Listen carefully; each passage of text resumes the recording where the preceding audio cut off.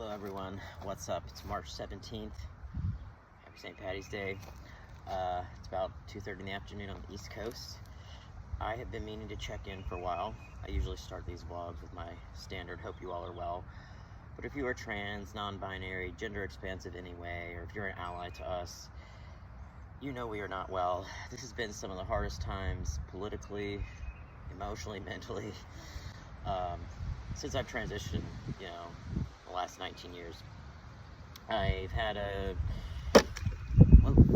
goes my lemonade. I had a huge saga obtaining my passport, and it came as female, even though after, 7 phalloplasty surgeries, and then even the United States Passport Office sending me a letter saying, which gender would you like? Your birth certificate doesn't match the one you picked.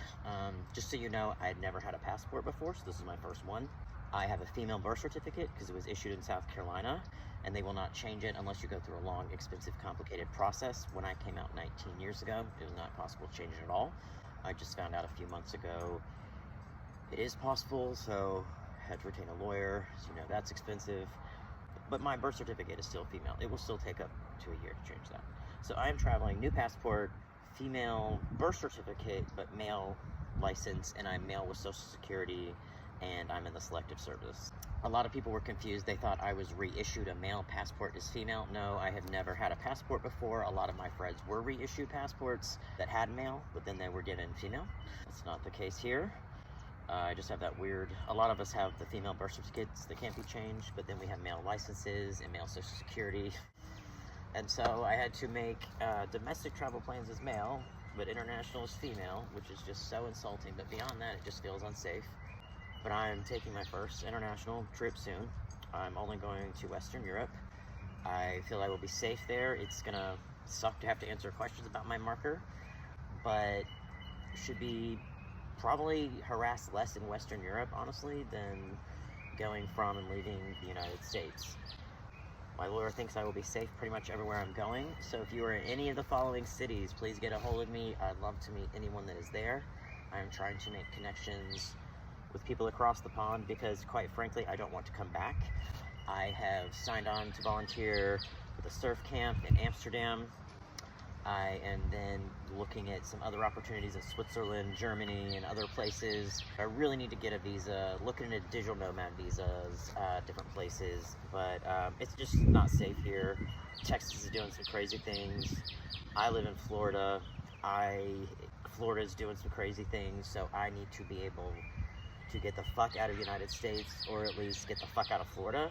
So my plan is to come back from Europe instead of April 9th. It's going to either be late May or sometime in June. I will then come back here to Jacksonville, pack up my shit, and move to the Philadelphia, Pennsylvania area.